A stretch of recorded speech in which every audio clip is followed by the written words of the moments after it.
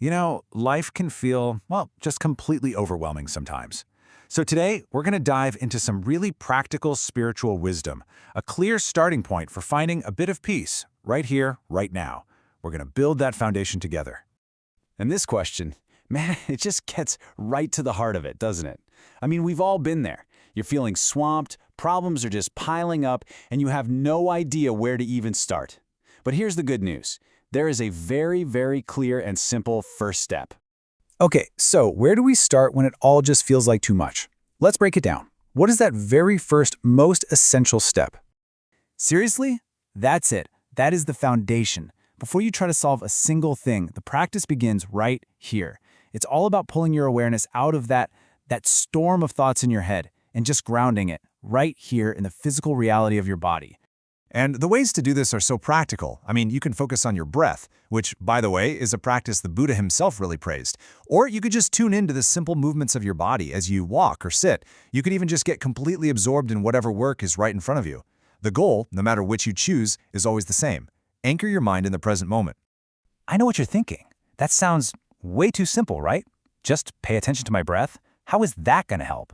Well, believe it or not, this one little practice unlocks some truly profound benefits. It actually starts to reshape your entire experience of life. And it all begins with something called metta, or loving kindness. Yeah, because one of the very first things that blossoms from this present moment awareness is metta. And it's a state of mind that brings some pretty incredible blessings into your life. And just look at how tangible these blessings are.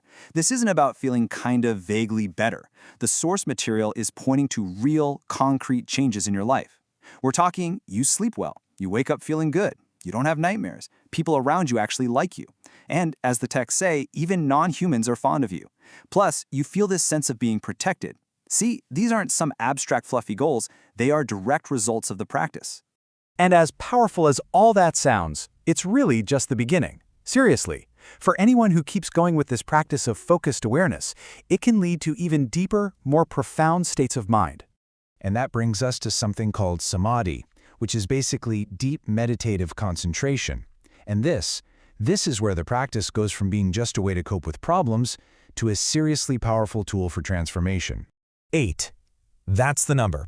The source describes 8 totally distinct levels of this deep concentration that a person can actually achieve. Now here's the crucial point. Achieving any of these 8 levels of deep concentration is said to bring real, tangible results, right here, in your current life. The source even says that if you make a wish while you're in one of these states, it will come true. I mean, that is an incredibly powerful idea, right? Okay, but here's the thing. This whole journey isn't just about what you do. It's just as much about what you learn to, well, stop doing. To really clear your mind for that kind of concentration, you first have to get good at spotting which thoughts are just unproductive rabbit holes. So let's take a look at the 4 specific things that the source material says we should probably just let go of. The concept has a name. It's called achintya. It literally means the unthinkables. And look, these aren't forbidden topics or anything. They're just subjects that are, well, they're beyond what our normal thinking minds can really wrap themselves around. Trying to figure them out is like trying to hold the entire ocean in a tiny teacup. All you're going to get is frustrated. So the source lists these 4 specific unthinkables. First, trying to understand the full range of a Buddha's powers. Second, the same goes for the powers of a master meditator. Third, getting caught up in speculating about how the world began. And fourth, and this is a big one for a lot of us, trying to figure out the precise results of every single action, karma. The advice is simple. Just let go of that worry. Okay, so if we're supposed to just let go of these massive, unanswerable questions, where does that leave us? What are we supposed to focus on instead? Well, this is where it all comes full circle, right back to where we started. Because this right here, this is the heart of it all.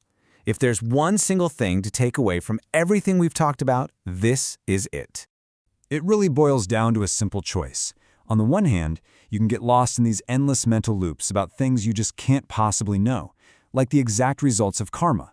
Or you can do this instead. Bring your attention back to what you can know. And what's the one thing you can always know? The feeling of your body, the sensation of this very breath happening right now. That is where your power is. In the end, the whole practice really just comes down to this one simple thing. It's not about the past, it's not about the future. It's not about complex theories or these huge unanswerable questions.